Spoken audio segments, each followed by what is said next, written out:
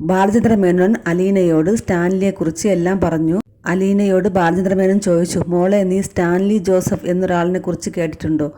ഞാൻ ഓർക്കുന്നില്ല അച്ഛാ എന്ന് പറഞ്ഞപ്പോൾ ബാലചന്ദ്ര മേനോൻ പറഞ്ഞു, ഈ സ്റ്റാൻലിയാണ് 22 വർഷങ്ങൾക്ക് മുമ്പ് ആഗ്രയിൽ ഗംഗേട്ടൻ്റെ കൂടെ ജോലി ചെയ്തിരുന്നത്.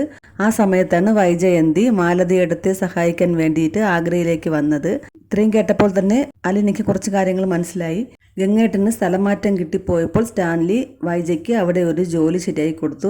അങ്ങനെ വൈജ ആഗ്രയിൽ തന്നെ തങ്ങി ഒരു വീടെടുത്തു. ലിവിങ് ടുഗദർ ആയിരുന്നു. സ്റ്റാൻലി നാട്ടിൽ പോയ സമയത്ത് അവർ ആഗ്രയിലെത്തി വൈജയെ കൂട്ടിക്കൊണ്ടു പോന്നു. വൈജയെ ആഗ്രയിൽ നിന്ന് കടത്തിക്കൊണ്ട് വന്നതിന് ശേഷം സ്റ്റാൻലി വൈജയെ പിന്നെ കണ്ടിട്ടില്ല. ഇപ്പോൾ മോൾക്ക് മനസ്സിലായോ സ്റ്റാൻലി ജോസഫ് ആരാണെന്ന്?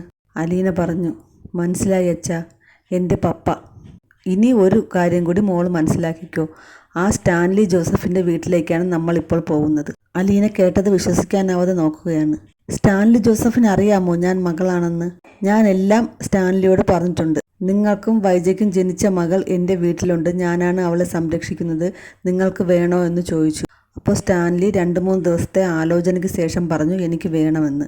അങ്ങനെയാണ് ഞാൻ നിന്നെ കൊണ്ടുപോകുന്നത്. ഇതൊക്കെ ശരിയാവുമോ അച്ഛാ എന്ന് അലീന ചോദിക്കുകയാണ്. അലീനയ്ക്ക് നല്ല ടെൻഷനുണ്ട്.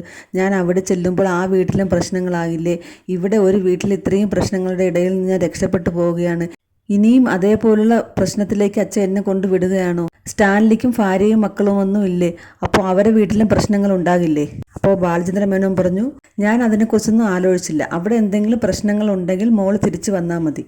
അലീന എന്തു ചെയ്യണമെന്നറിയാതെ നിൽക്കുകയാണ്. വൈജയന്തി തിരിച്ച് വീട്ടിലേക്ക് പോകാൻ വേണ്ടി ഇറങ്ങുകയാണ്. എല്ലാവരോടും യാത്ര പറഞ്ഞു. മനുവാണ് തിരിച്ച് വീട്ടിലേക്ക് കൊണ്ടുപോകുന്നത്. നാളത്തെ പ്രൊമോ കാണിക്കുന്നുണ്ട്. മനുവിനോട് വൈജയന്തി പറയുകയാണ്, അലീന ഇവിടെ നിന്ന് പോയതിൽ നിനക്കാണ് ഏറ്റവും കൂടുതൽ വിഷമമെന്ന് എനിക്കറിയാം.